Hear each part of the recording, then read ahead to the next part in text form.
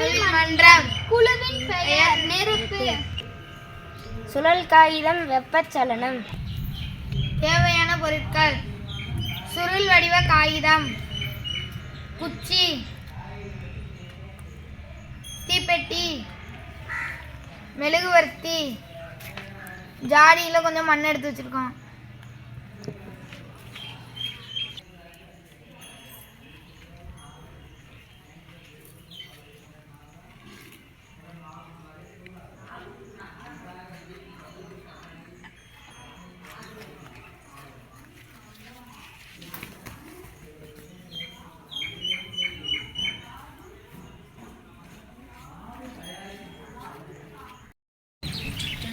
குச்சி விழாமல் இருக்க ஒரு கல் வைத்திருக்கிறோம்.